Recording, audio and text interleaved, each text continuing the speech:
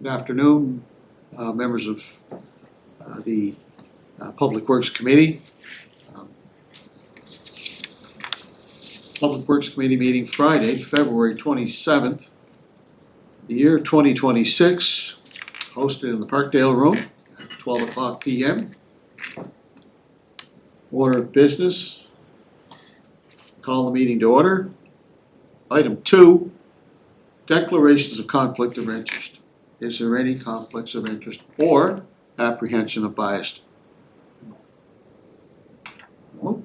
Approval of agenda.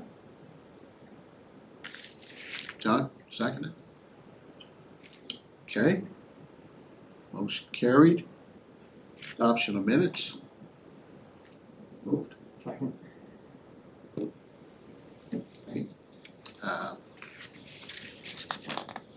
Any changes arising from the minutes of January the 21st, 2026?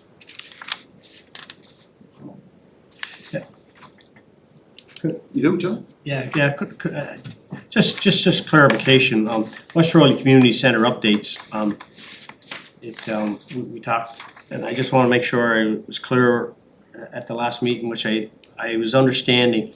In the current fiscal, there's $350,000 remaining to complete, as it says, priority 1 repairs to prevent water infiltration, accessibility improvements in various, but I was understanding that, Mr. Chair, if it's not you, the manager, that before this fiscal ends, that it's the expectation that 350 will be work potentially completed, is that correct?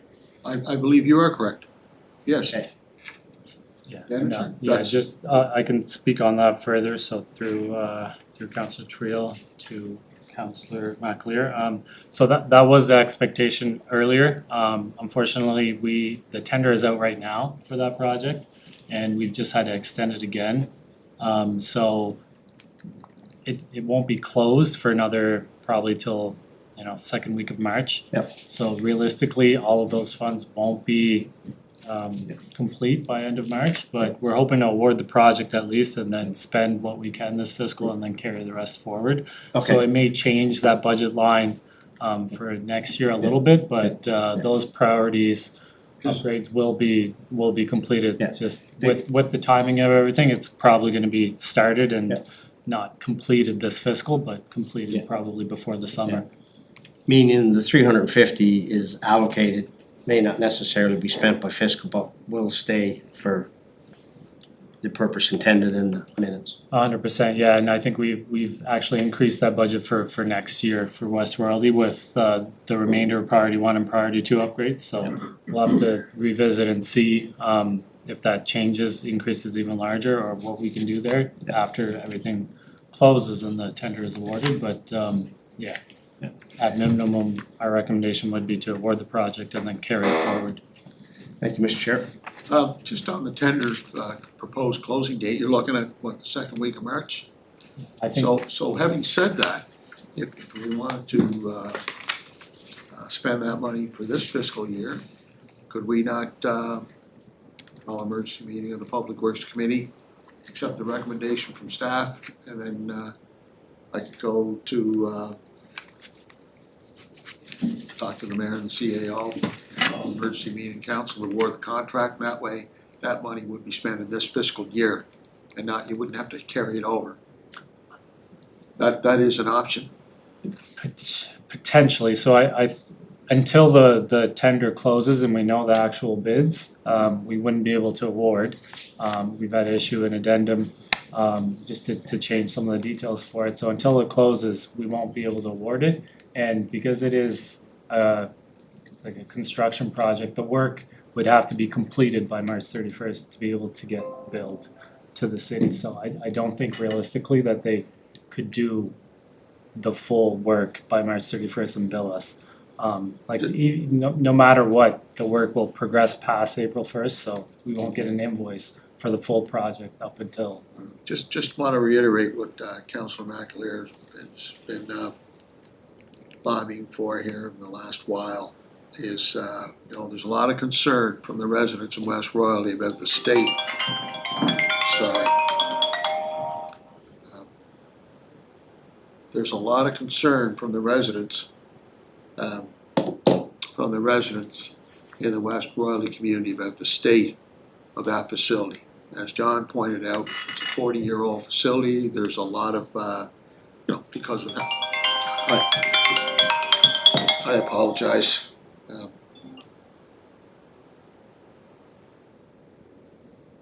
There's a lot of concern from the community about the state of the facility. The repairs and the renovations are long overdue. Want to make sure that the renovations and the repairs that we do not only brings it up to code, but brings it up to today's standards.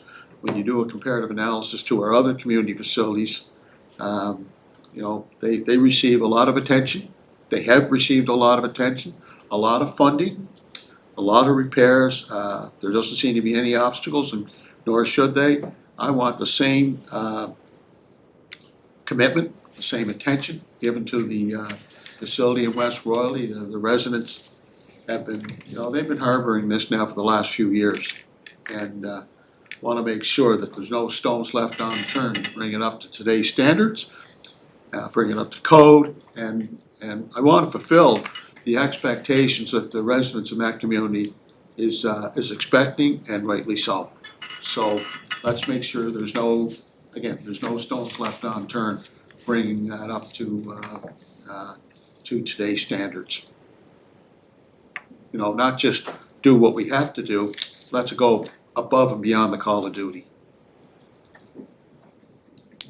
John, would you like to add anything else to that?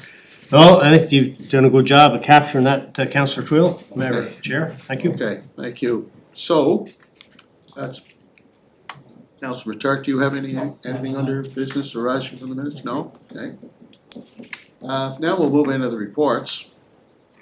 So, our first report is police upfitting. I'll take that, so thank you, Dr. Twill. So, this report is, the Public Works Department, which, we have a fleet coordinator, which helps, look interdepartmentally and order fleet equipment and fleet services for other departments like Parks and Rec and police and others. So, with the support of police services as the other associated department, we help put tenders together to go for police upfitting. The tender closed and we have a low winning bid from Spencer Communications.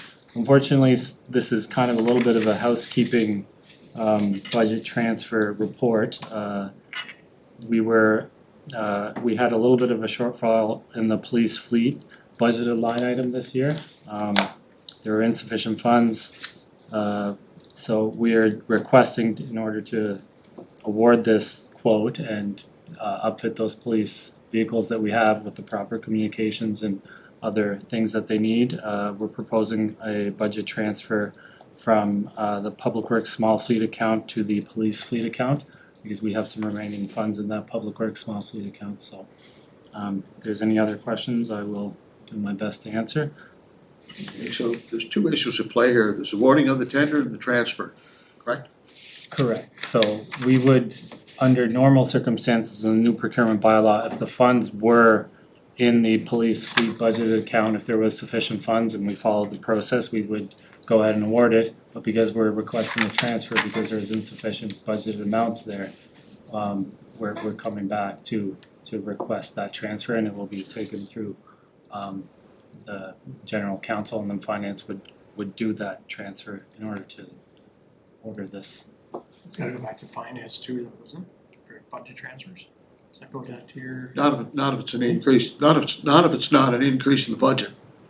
Yeah. The only time it goes to finance, correct me if I'm wrong, is if there's a actual increase to the Public Works budget. Is that correct? I believe so. I'm a little bit uncertain about that, but I think because this is through a RFQ, similar to when we've last time requested additional fundings to be transferred to fulfill the contract for the event barrier systems, and we said we just need a little bit more funds from a different account that wasn't gonna get realized. When we asked for that, as part of the resolution that would go to council, it would say award this and transfer the amount from this other account that we do have funds for. again, you could, We can Clarify clarify that. that and see if it does need to go to finance committee before council, then we can do that, their I meeting don't next believe week. now, from a traditional sense, anytime there's no increase in the public works budget, if it's within the budget, it doesn't have to go to finance, but I stand to be corrected. Yeah, it's under the total fleet public works budget, it's just the line items, one is public works small fleet, the other is police fleet, so we're just requesting a move from one to the other to have the sufficient funds there. And the tender would go to, Spencer. Spencer Communications, yeah, the low bid met all qualifications, has been looked at from our fleet coordinator and police services, so. is Spencer an off-island firm, or are they on the island business? I am not 100% sure about that, I would have to look into that, I believe haven't they done work for us before? I believe so. Are they located, I believe, anyway, not that it matters location, I believe it's Lower Malpock Road, no? We can look into that. Yeah, I'd like to, well, look, I've been on the public record supporting, wanting to support island business, so I'm always interested in, you know, who we're awarding contracts to. I understand there's a grading system, I respect the process, but I also like to support local island businesses. Thank you. Mr. Chair. Yeah, sure. So just in the budget for this particular thing, so the original budget was 475. Is that for the purchase of the 3 Dodge, or basically the 5 vehicles in total? And that also, that budget should include the uplift to that as well, but there was, I guess there's a significant shortfall here of 92,000, and maybe even more, because the carryover from 24, 25 is another 55, so it's about $148,000 difference here. So do I have that understanding of reading that, like that the 475 was to purchase the vehicles, so 3 Dodge Durangos was 213, a Dodge Ram 72, and a Chevy Tahoe 77. And if all things were equal, that should have also included their uplift No. money as well? No, I don't believe so, the uplift is additional. There's no, that's why we're asking for more money, not more money, but shifting money around, because there wasn't on the budget for that. There's not enough money for the uplift, I believe is what the manager and staff are saying. I know So, that, but so that the uplift is above and beyond the purchase of the vehicles, correct? Correct, so the public works small fleet was originally 475, so if you add up the ones after we've awarded those, 3 Dodges and the other 2 vehicles, we have a remainder of 55,134 in that account. Now, the police uplifting account code, that only had 56,479 there, so we have to increase it in order to allow for total 148, which is the bid price for this one. I don't follow that, but anyways. So I guess then, it's a significant shortfall in the sense of, like, is what changed in the way of when you're trying to budget that it becomes a miss of $100,000, $92,000. Like, we've outfitted numerous vehicles before, I'm just wondering, is there something that was overlooked in the sense of the budget? Not having enough budget to do it in that account code? I think it was for the unexpected carryover of the 55,000 from previous years, so. Again, I would have to go back and check with finance, the reasoning why that wasn't carried forward, maybe it wasn't billed before March 31st, and didn't carry forward, but Yeah, I suspect so. yeah.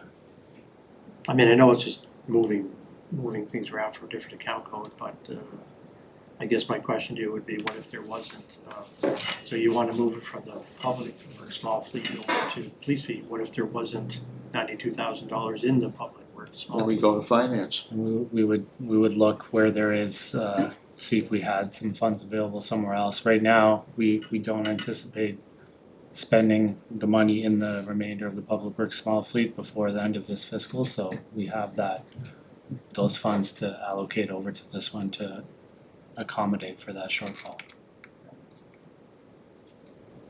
Just on the purchase of the vehicles, the three 2026 Dodge Durangos, police pursuit SUVs, the 26 Dodge Ram, which is coming in at $72,208, and then the Chevrolet Tahoe at $77,622.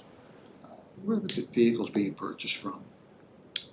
I would have to go back and double check. I think these are already, if not in our fleet, have already been purchased, so it would have come through committee and council for those approvals. Okay. I would have to go back and double check Just where interested. those were procured from. Once again, strong proponent of supporting, business here, our dealers, particularly in Charlottetown. Never get a chance to go to bat for them. I'd like to pursue that, so. Yeah, if you could get me that information. Yeah. Thank you. Any other questions for our manager? Have a mover? Second. Motion carried. Thank you. Okay, we gonna move on to item B, the draft budget. Operational. If there's anything in that budget that you'd like to zero in on? Is there any specifics, anything there that stands out? Please, Did we not get to this when we did the last budget? Yeah, So so why are we? Much status quo. I'll speak on it just generally. So it is still a draft. It is a slight update to the last one. I think in the last one, the municipal buildings section for the operating budget wasn't included. But again, this is still a draft, still trying to determine some of the cost projections and forecasting for what we're gonna spend this year in order to see how much we'll allocate next year. And there's still some unknowns with winter operations still continuing and trying to sum up our total fuel and heating costs and oil costs and everything, so it's overall a slight increase in certain areas, but again, still very much work in progress. okay, So do we anticipate until the budget time you will be bringing back minor updates like this? Is that what you're doing? I believe so. I think the next step, the capital budget is coming to council to get ironed out, and then I believe after that, operational has been done in the past, there'll be more details provided, and whether we come to committee and then council or we do it together, but all right. You okay, Councilor Ted? Yeah, no, I just wonder. Councilor McAleer, you okay? Yeah, it seems to be pretty much status quo. Yeah, you're gonna get some minor adjustments, but nonetheless, it's pretty well what we had in our last go around on the operational budget. Okay. I think we'll move to just on the proposed streets that are gonna get new sidewalks. Just wanna ask the question, is it more beneficial and advantageous to have some of these streets, not them all, but some of them, active transportation pathway versus sidewalks? When you have a multi-purpose medium, multi-purpose pathway, don't you think that's much more inclusive? For a number of reasons, cyclists, people with disabilities would much prefer the multi-purpose pathway. Cyclists, runners, joggers, whatever mode of transportation that they choose from a pedestrian perspective. But majority of our streets we're back to the concrete sidewalks. And traditional versus contemporary. What, why aren't we moving towards that, more multi-purpose pathways? I mean, we've got another department that's supposedly championed that cause, even though I disagree with some of their recommendations. So why aren't we moving more towards the multi-purpose pathways? That's a good question, Councillor Twill. So if looking at these 7 right now that are proposed, you'll notice Norwood Road is a multi-use pathway. That's correct. The rest, just speaking on this, I guess 2 points. In general, we are looking at those. We are looking at multi-use pathways, but there are certain areas where they work better than others. Again, in general, those are wider, and you wanna put them in areas that don't necessarily have sidewalks. So for example, if you're going down the line here on Conley Street or Lincolnwood or Royalty Road, a lot of these we're putting in new sidewalk construction that links to current sidewalks. So we have limitations in some areas with right-of-way extents where, you know, transitioning from concrete sidewalk to multi-use pathway sometimes doesn't work the best. But then in other areas where we're doing a long stretch like Norwood Road or somewhere off to the side and a more kind of a busier street that handles more traffic, we are looking at that. So it is something we're reviewing. We have criteria that kind of determine which one should be, but in a lot of these streets, like Connolly Street, for example, putting a multi-use pathway in that section wouldn't necessarily fit or kind of go with what else is there. It's connecting to a current sidewalk. But other areas, we are looking at it. Okay, Conley Street, just to bring to your attention, we got some poles there. I think you're looking at the north side of Conley.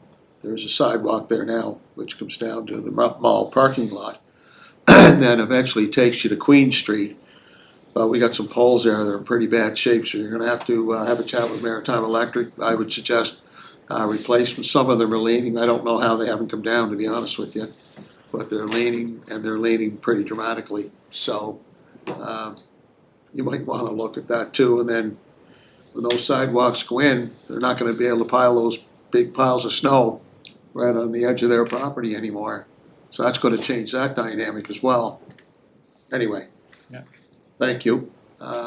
Okay, let's go to department update, capital. I have a question. Oh, I'm sorry. On that report, on that last report there, just a quick question on the city hall access control work. So it looks like you went to tender closed January 22nd, 2 submissions received, 1 Wilson Security disqualified and Hanson Electric. So I guess what I'm looking for in some ways when we're getting these reports, and it probably goes a little hand in hand with the most recent thing with the safety barriers that we have when we're having proponents who are disqualified. We as council, and in this particular report, don't understand the context of why they're disqualified. I think it's important, just in light of some of the other communications that we receive for other proponents. I mean, I'm not sure if the proponents are being communicated back to and they've been disqualified for whatever number of reasons that their submission wasn't accepted. Either because it was partial or not enough information or didn't meet the criteria, et cetera, et cetera. But we, as council, like reading this, I have no idea other than they're just disqualified. I think it might, lend to questions that we may get in regard to that and have some context to that. I just want to put that forward as a recommendation. That's probably more the CAO who's not here. I don't know if Mike is acting, I think, for the CAO, but just in future, as in putting some of that context in the report, because that'd be public, wouldn't it? To some degree.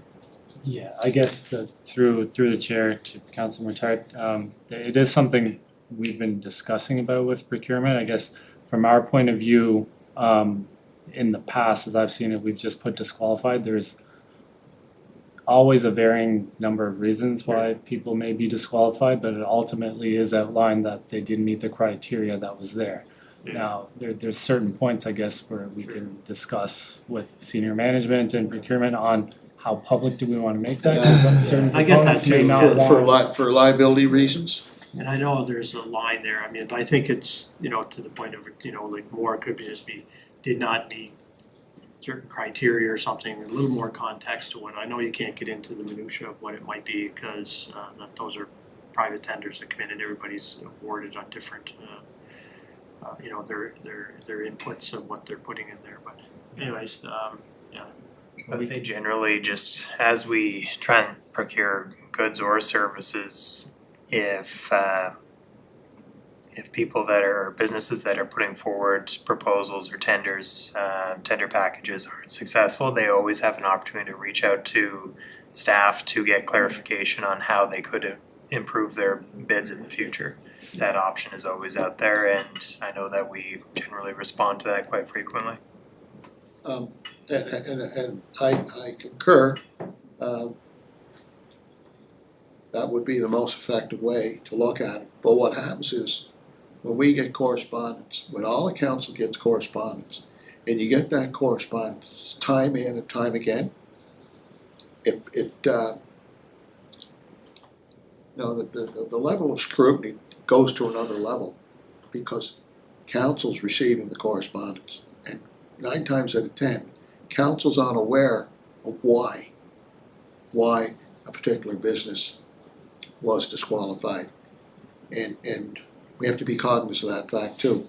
So whenever concerns are raised by someone that, a business that was disqualified, I think it's imperative to get to them right away, why they were, you know, and if you have to do that in a confidential manner for legal reasons, I understand that. But it's imperative that they're responded to as soon as possible, so that council is not continuously receiving correspondence from the affected business, you know, week after week or whatever. I mean, they're gonna beat the drum to see if there's any weaknesses, and you know, they feel obviously they have you know, their own grievance, and rightly or wrongly, but it's imperative that they're responded to in a time effective manner, because council continues to receive correspondence. Doesn't matter what the tender is.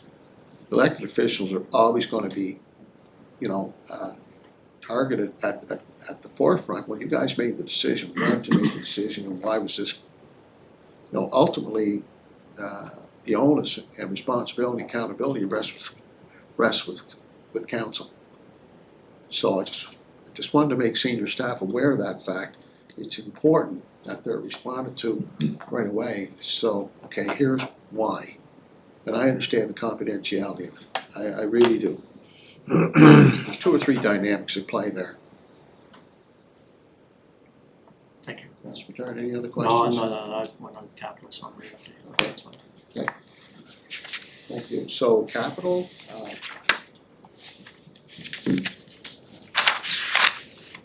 Mr. Manager, is there anything there out of the ordinary, same capital? No, nothing, the project sheet is there,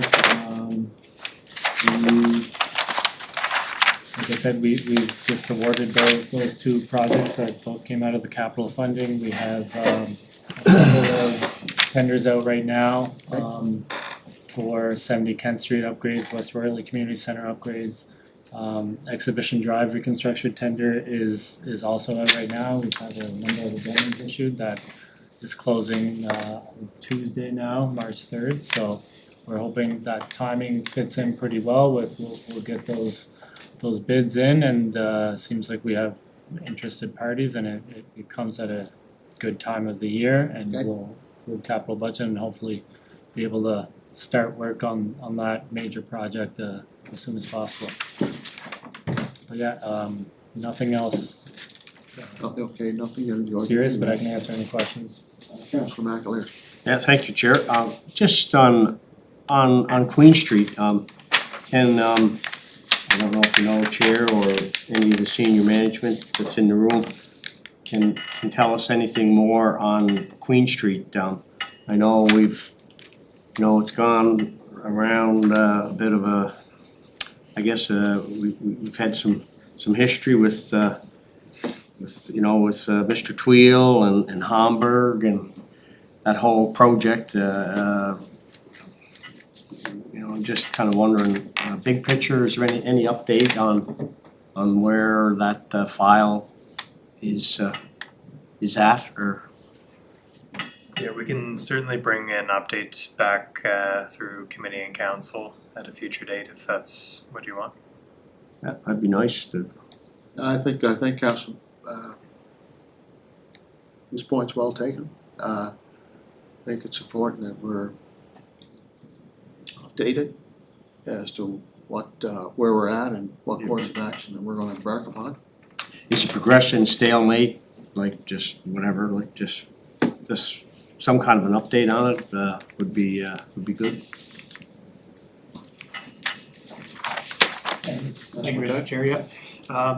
Just like to talk a little bit about Exhibition Drive and thank you, Bear, for the update and knowing that the tender's closing here in the next week or two, and of course, there's lots of work to award the tender.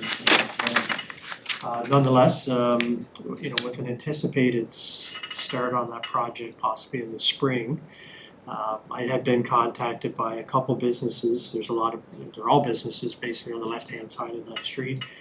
And of course, there's natural concern as to impact to the businesses and what kind of planning and communication and involvement and interaction will happen with those businesses. So to the chair, you know, I highly recommend some sort of, I don't know if we can do I'll call it a community session, just like for this space, maybe from a business perspective, to invite the businesses in, to kind of get a better understanding of what's going to take place there, what those impacts are going to be, how access. There was some water and sewer work done there a couple of years ago, and it did have a significant impact. There was, you know, only one lane of traffic, and a lot of those businesses are, you know, some small business there, so they rely on a lot of people to come in through there. So there's going to be undoubtedly a huge impact. And then, of course, Old Home Week, you know, will play into a factor there as well. That's another. We've got lots of traffic coming in and out of there. From that perspective, there's parking there that raises a lot of money for. I know I have to tell all you guys this, but and then just the sheer volume of traffic that is exiting out of there to go to Stratford in any given.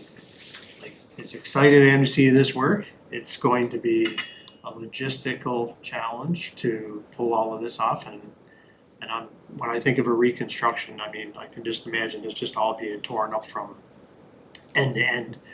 So this isn't going to be good in the sense of the time frame to do it. So I'm requesting, and I will coordinate it with the businesses. There's a handful of them there, but nonetheless, there's a huge impact there, and I would coordinate a session to bring them in to an evening, you know, somewhere we could go to the Civic Center or something and just talk about the plan. And I know you're a long ways from that right at the moment, but I would like to put that forward. We can that can be coordinated through the public So that works everybody's staff. on the same page there and understands what we're doing. And that could be held at the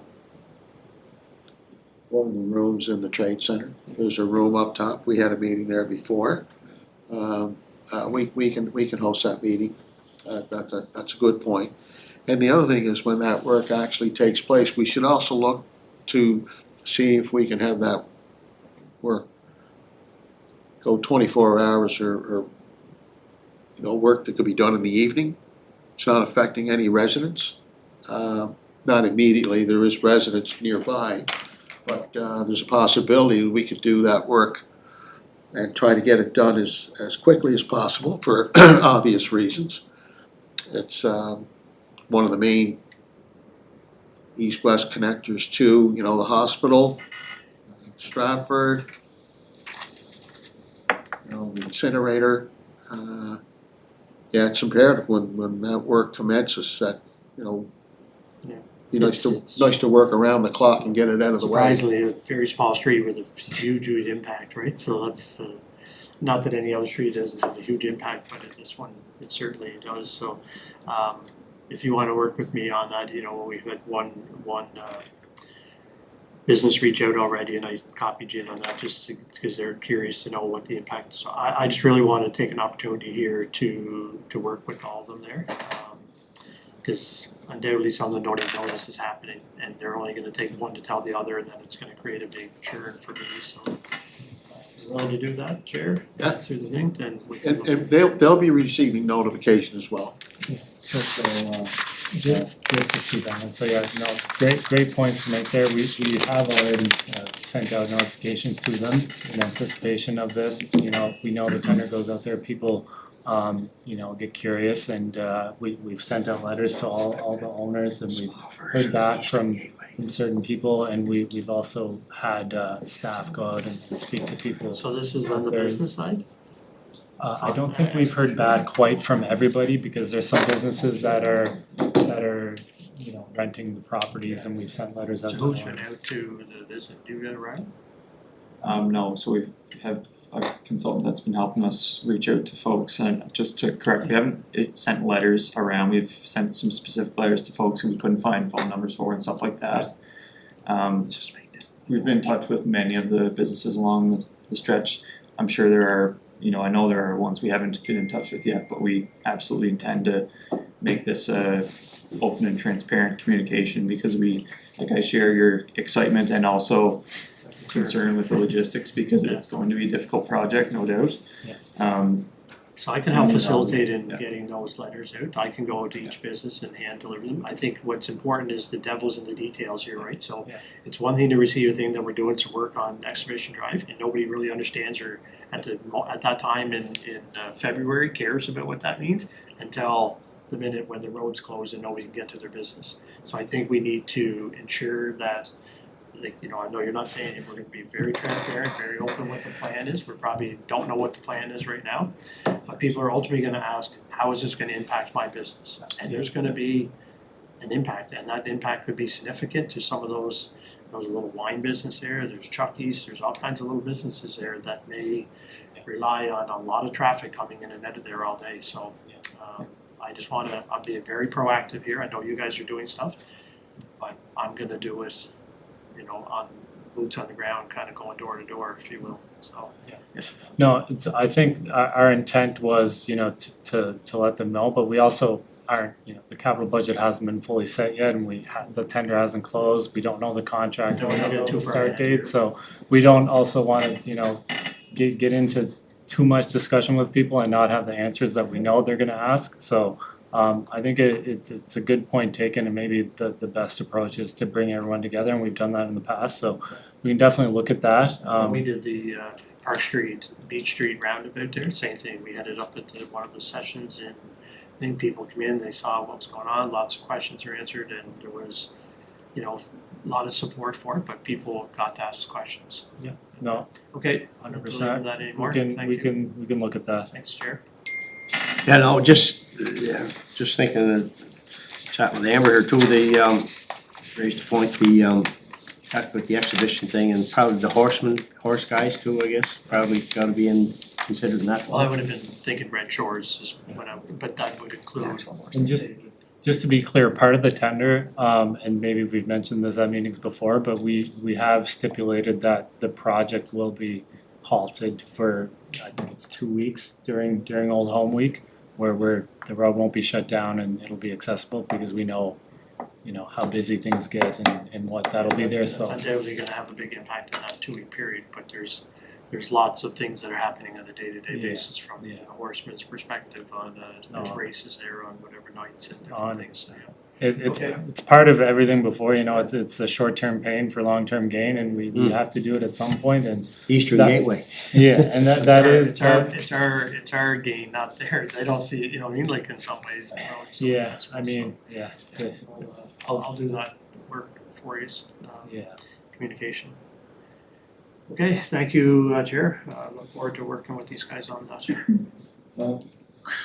Just one item I wanna bring up is Queen Street, something near and dear to my heart, is a stormwater modeling plan. We've got 60,000 set aside for design work.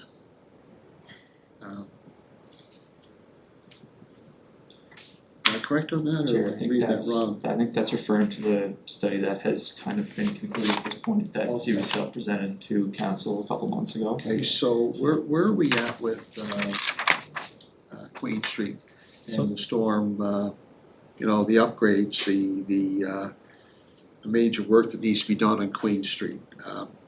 You know, this has been an issue that's been around for a long time. Every time there's a rain event, any type of storm surge, people on Queen Street from Costello Lane, I would take it past Conley Street, live in fear. There's anxiety. There's tremendous fear of you know what could happen or what may happen. It's a very fragile situation. I'm there every time there's a rain event to help block the traffic. Vehicles drive by, they create unnecessarily waves in people's homes and properties. But nonetheless, now that we have the plan, when are we gonna have some progress, see some progress? More importantly, when are the residents gonna see progress as to what we're gonna do to mitigate those you know, those major deficiencies in terms of storm water management plan, and more specifically, when are we gonna see the infrastructure in the ground to be able to handle that water flow? Every time the media reports on it, CBC in particular, they always come back to the pictures and they show the water. And you know what? I'm glad they do it, because it's just another reminder that we got work to do there. We got a lot of work to do there. It's not fair to the residents that live in that community. We did a stormwater infrastructure implementation plan down for the residents and students at Holland College. You know, it's time we do something in Queen Street. So I've got to report back to the residents, and I'm on the record saying that I'd like to have a meeting with the residents to show them the plan and what they can expect, timeframes, timelines,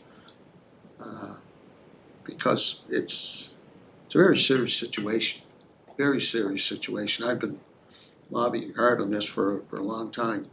I'm glad the plan is done. I thought it was a good presentation by CBCL. Credit to them. It certainly was an eye-opener. I understand the complexities. I understand all of that, but yet at the same time, we've got to have some progress. Thank you, Councillor Twill. So to answer some of your questions there, so Riley's correct. So that 60,000 that you see was for the study, and that's complete. Yep. We did present that, and as part of the presentation, there came, you know, short, medium, and long-term strategies for it. In our capital budget, we have a stormwater management line for next year that we're hoping to take funds from that and start looking at it. We have areas throughout the city, but we have a plan for this specific spot. So it will, if you kind of remember from the plan, even in the short term, some of the issues that will get addressed are to be addressed through other infrastructure projects. So as you can see, Conley Street, the sidewalk there, we're hoping we can tie in some infrastructure in that area because that sits in this Queen Street area. So we're hoping that can alleviate a little bit.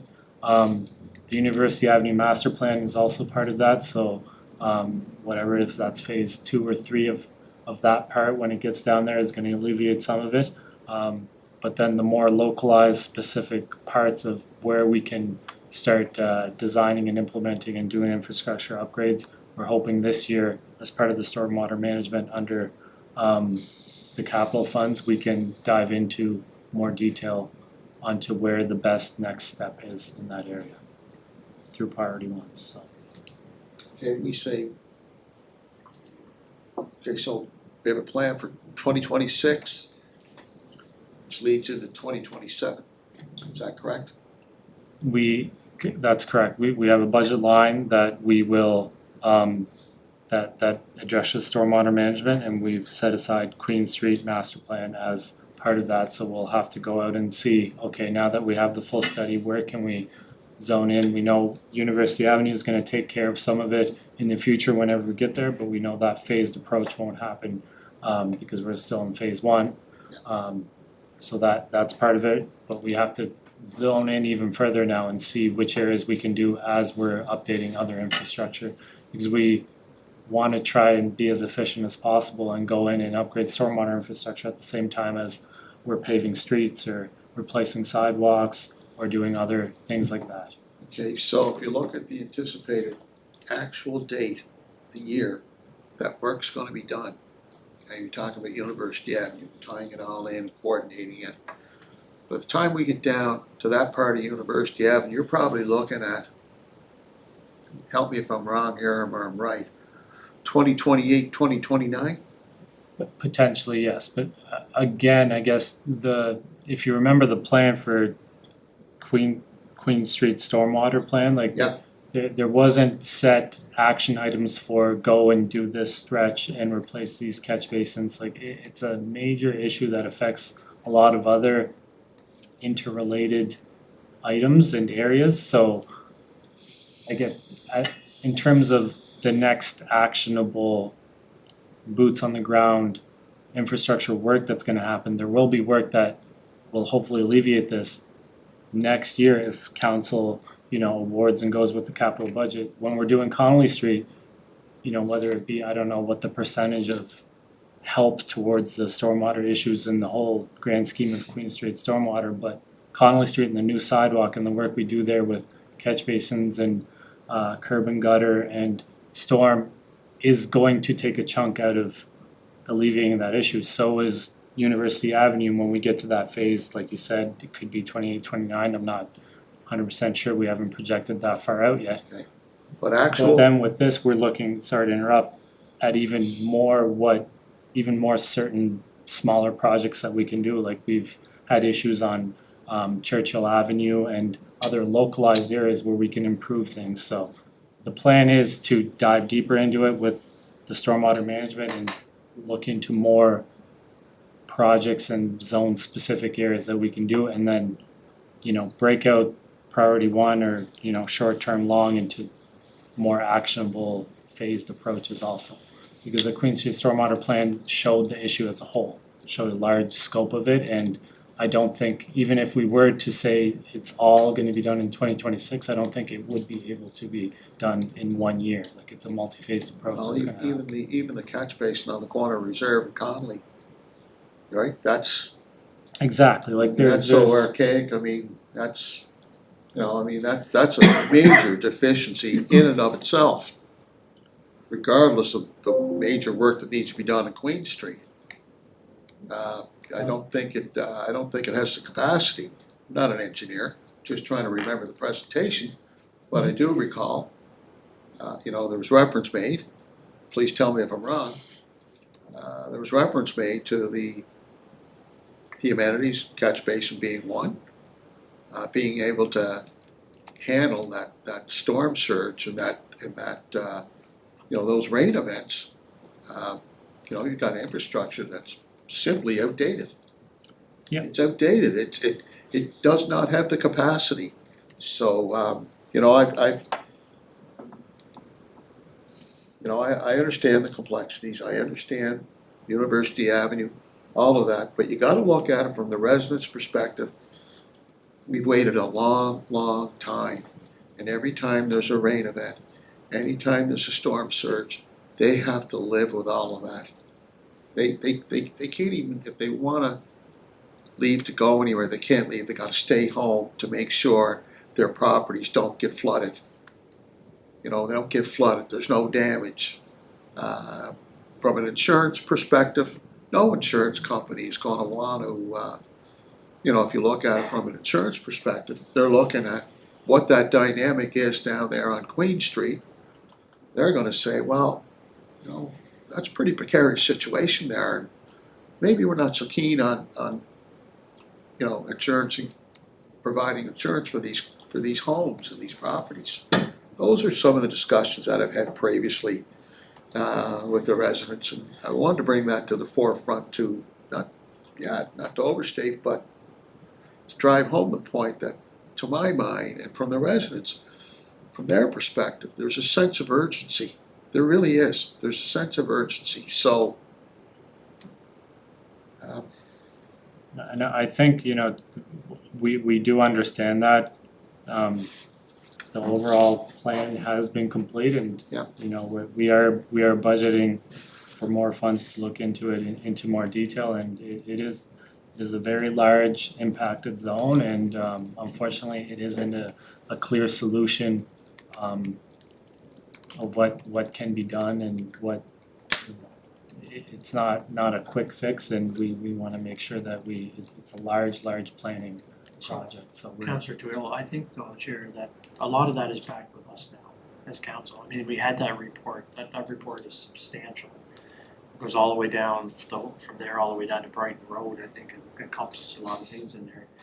I think what I'm hearing is that there's some quick wins like Conley Street, those types of things, but now I know you've been advocating ever since I've been on council here. And now there's big plans in front of us and it's gonna be huge impact, multi-million dollar endeavor. It's with us now, you know, to some, I mean, that's the way I looked at it, you know, and I've heard you bring this up for 4 years on this and probably many more before that. Yeah. So, yeah, I can empathize where you're at, but it's probably with us now to make some decisions as to what we want to do with that land. The elected officials, but based on recommendations come from staff in terms of timelines and timeframes, and, you know, here's what we can do in the short term, here's what we can do in the long term, right? Well, the short term, or the long term is that big plan. The short term is the little mitigations they're talking about by the Conley Street sidewalk and any other things that we can do. I don't know, it doesn't solve your problem, it doesn't. Well, I mean, you address know, that, like I but- read, you know, same thing, Yeah, I flooding get it, from a yeah. traditional sense, Costello Lane, you know, Reserve Street, Conley Street, if you look at Conley Street, where it intersects with Valley, you know, we've got a flooding problem there too. We really do. We've got so, I think we as council now have to come together and make that a priority. So, That's my point. You talk about. no, yeah, and through the chair to Councilor Matari, that is it, like that, the overall plan did show short, medium and long term, and even within the short, like I'm saying, there is even smaller wins that we're looking at with operationally going and looking at areas that may need new catch basins or whatever that we can implement, but the capacity issue is downstream. The long-term impacts are something that we do have to come and sit around and look at again. In terms of short-term solutions though, the next step from our point of view is the stormwater management line item. Once capital gets approved, our next step is to dive into the short-term design in detail even more this year and start implementing those things, so. okay, That is kind of, you know, with the support of committee and I- council and that budget getting passed, as soon as we have those funds, we'll reach out to consultants again and start looking at which areas now we can start focusing on and which ones does it make sense to do, you know, Colleen Valley or Lower Queen or an outfall somewhere else. We have I to would start think- designing and doing it even further now, so that's kind of the next I would step. think that from a residential perspective, the residents on Queen Street, you know, say Conley, Douglas, moving north, I'd take it right up to Pond Street for that matter. You know,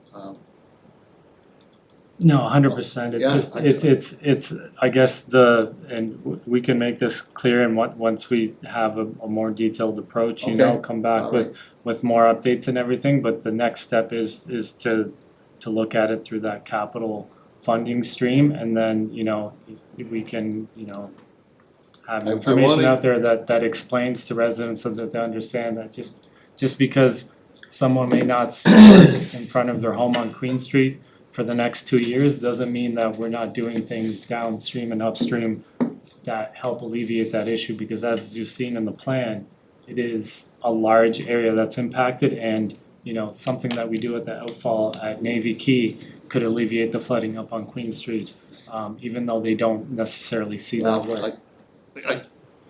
from where I sit, from a short mid-term, long-term, any term, we've gotta see some progress. The residents have to see some progress. They do, they've waited a long time, and, you know, it's very problematic and in some cases very dangerous for them. So that's Queen Street in terms of stormwater management.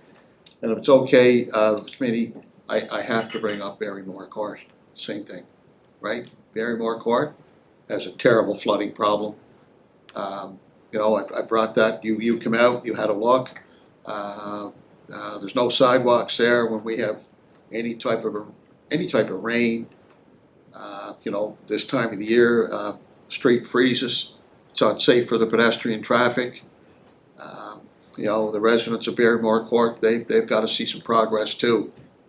This has been ongoing. I'm glad you came out and had a look to clearly illustrate that situation on Barrymore Court. Again, I'll reiterate, there's no sidewalks, any type of rain. Now the rain is up on people's the water, the ponding is up on people's properties. It's a pretty serious situation as well. It's critical. And you know, the residents on Barrymore Court, they're looking for progress as well, and rightly so.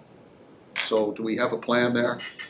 So we have, we've sent out our internal staff to go out and do preliminary surveys for it, and we've discussed as a group, and the plan for that as well is to engage an engineering consultant to look Okay. at the area and hopefully come up with a design that may be doable next year, or again, it's hard for me to say right now So what the best fix for that is right So now there's- without having a professional look at it, but So we're having, okay, so eventually I'd like to get a letter or something out to the residents of Barrymore Court. Here's what we're doing, okay? We've retained professional consultants, engineering consultants to come out and do a thorough examination of what needs to be done in Barrymore Court. These are lifelong residents, and I think it's imperative that we open up the communications and keep the communications going, because I'll tell you what's gonna happen. They're coming to me. They're saying, listen, what's happening here? What's being done? So we've gotta communicate with them. We've gotta let them know. So if they have any questions or concerns, they can communicate with our professional staff as well as their elected official. But I can't tell you how important that is too. now that is on our radar as well. We Oh, have thank we you. have a long list of stormwater issues all over the city that we are trying to Yeah, I mean, but no, but Barrymore Court, that's a critical situation. Again, there's nowhere for these people to walk. Okay, is that it for capital, folks? Are we okay there? Appreciate your patience. I know we're working in a tight time frame. We'll move to civic boards for persons and disabilities. We had the meeting minutes from January the 20th.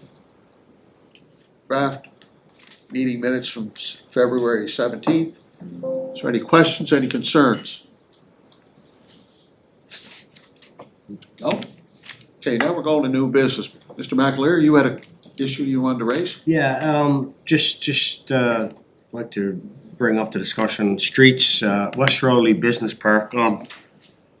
Since I've been sitting on council, I don't think I recall it being on the list of, you know, streets or whatever. It's obviously it's not a residential neighborhood. Perhaps it doesn't get maybe the play or the noise that maybe it you know, maybe it should. But anyway, I guess talking about worst to first, I did send some pics of Main Street in there, Hillstrom.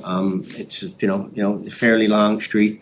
I know there's never enough money in budgets to you know to look at streets, but I just wondered if somebody from the department could just share where that I guess just that park and the streets in general fit in in the list and the queue.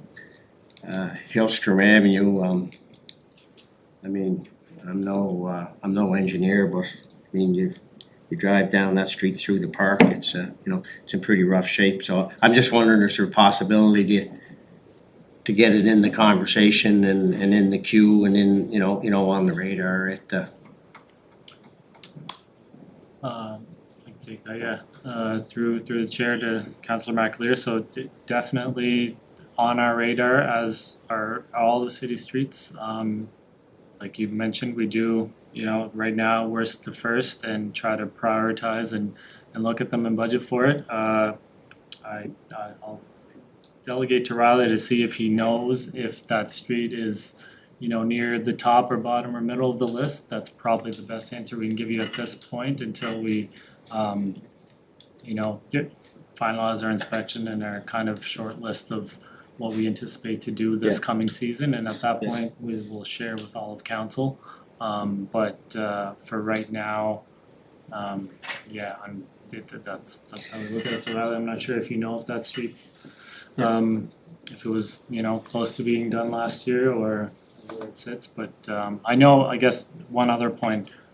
There are certain streets in that business park that have other infrastructure in there that needs improving on top of just resurfacing it, so I'm not sure if Hillstrom Avenue is one of them, we'd have to look into it, but there is some streets through there that do have gutter curb as well, that probably needs replacing, and it goes back to, there's sometimes some of these streets that we may leave, even if they are almost like Exhibition Drive could have potentially, been done last year, even if it was one of the worst, but we let it go another year or two because we know we had the full rehabilitation that we were gonna do there. So there could be certain instances where that happens for some of the streets through there too, so. No, I understand there are some unique challenges, or not unique, but there are challenges with some of the streets in there. Hillstrom, I know I'm talking with their operations manager, Joe McKinnon. I think Riley, you've also shared with me, there's because of the current infrastructure that's in there with the streets, it's probably gonna be a more expensive fix if you're gonna do it, you're probably gonna wanna do it right, and I'm not suggesting that, we go in and do all the streets, but at least if we could get started, Hillstrom would, I think it's probably maybe one of the main streets, longest street that run through that park, so anyway, just wanted to see if it is in the conversation and in the mix in terms of, if not now, maybe Yeah. get it in the queue. I mean, as they say, they're not residents, but they're, a pretty serious tax base in there and probably deserve some attention. We can definitely, give you some more detail on that when we look at it, and again, what we should have, hopefully in the next month or two, have the short list of streets that we're anticipating be completed this year. Yeah, so if we could have, whatever, maybe the minutes reflect the conversation and the follow-up on that, just maybe next meeting, we can have an update on what, where that would fit potentially. Just to add to that too, I'd like to get a history of these streets in West Royalty Industrial Park. At one time that was under the jurisdiction of the provincial government. And the city had taken that over. I'd like to know, I don't know the year when we did take it over, I'd like to just revisit what the rationale was for taking it over, what the advantages are, what the disadvantages are. There's a lot of streets, as Councillor McAleer pointed out in that public meeting we had on the BIA program. That was one of the points that really was driven home by the business owners, the state of the infrastructure. That's like a community unto itself, major community, and they're even talking about more expansion. So, you're looking at the type of traffic that takes place. Even Upton Road, for example, if we could, if we get synopsis and all of that, when you have time, staff could look at that. Yeah, When we took it over, we can definitely try to dig that up and find the Yeah. timelines. It may be difficult to to Well- find the rationale if it's not Well, it should written be, down it's anywhere. gotta be there somewhere, you know, what the reason was for it. And, you know, look, I'd like to look at the advantages, disadvantages, all of that. But I think Councillor McAleer's point is well taken, that was really brought home at the, at BIA program. That's a major challenge. The infrastructure in the West Royalty Industrial Park, that's a major challenge onto itself. You know, we could spend a lot of money there. You could probably spend about $3 or $4 million there, easily. And we certainly don't have that financial capacity. So we need to look at different models and look at different options, scenarios as to what can or cannot be done. Before we bring the meeting to a conclusion, I want to bring up a snow removal contract that we have out in the suburban communities. Where are we at with the snow removal contracts in the suburban communities? I understand we have 2 companies now that's responsible for snow removal from the private sector. So where are we at, for example? Did we extend the contract? I'm only here a year. A lot of things went on, you know, to me being the chair, you know, where I stand on that road from Water Street to Grafton. But I'd like to get a sense of where we're at in terms of the contract. Did whoever was here as chair before, was that contract renewed? Do we extend the do we go back out to tender, or do we extend it for another 5 years? Where are we at with that?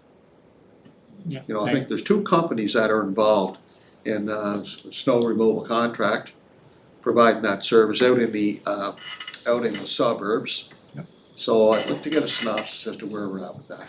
Sure, and we can provide a full report for next committee meeting as well, but just to speak on that, so there are 3 contracts out for the streets that the city doesn't do operationally on their own. Okay. One of them is for priority routes that the province used to do that we took over, I believe, in 2021 or 2022. The other streets were on 5-year contracts and it was renewed once, so historically it was in 2015, renewed in 2020. There was some, the contract is up for renewal again for another, and we're looking at it to update it to see if we can make it for a more extended period of time, because the province, for example, does 10-year contracts for certain areas, and that may be more beneficial for contractors to have a 10-year plus an option to renew for another 10 years, because again, they're hiring equipment and having, you know, certain life cycle costs associated with that. All of those contracts though do have stipulations that they must meet, and if they don't, then, you know, they can forfeit or we have to go out to tender. For this current one, it was extended for this season because we didn't get out early enough for it to renew it, and we've been speaking with procurement and finance to see if the possibility to extend it for a longer period of time or what we have to do there, but right now, we can bring a full report at the next meeting to give you some Yeah, I'd detail, like to- but What, was the contract extended? I don't believe it was, as my term as chair. Was it extended with the previous committee? it was extended in 2020. 2020. 2020. It hasn't been extended since. The other one in 2022, I believe, that was the first time, and that one was brand new because before then the province used to do those streets and build the city back. So we can look into some more detail Yeah, I'd like on that and bring it back. But Like a there- full report, and as you pointed Sure. out, you know, contractors have to plan, they have to have, I believe there's a criteria in terms of the type of equipment that they have, you know, when they're providing that service. There's certain dates and timeframes, and there's criteria, what equipment is permissible on our city streets, you know, in terms of how old their equipment is. again, I'm just scratching the outer surfaces. I don't have the knowledge that you and our staff have. But no, I just want to try to get an understanding as to, I know contracts have been renewed. I just didn't know when it was renewed. And I think, you know, that information would be good for members of the committee. I think it'd be good for the contractors and good for the community as well, as to, you know, that level of service that's being provided out in the suburban communities. Is there any other issues that members of the committee would like to bring up? No, I don't. You gotta go? Yeah. Does that mean if you leave, we don't have a quorum? Is that what you're trying to say? What I say. I think that's what he's trying to say. Hungry. Okay, move for adjournment? Thank you, committee, good meeting. Thank you, everyone.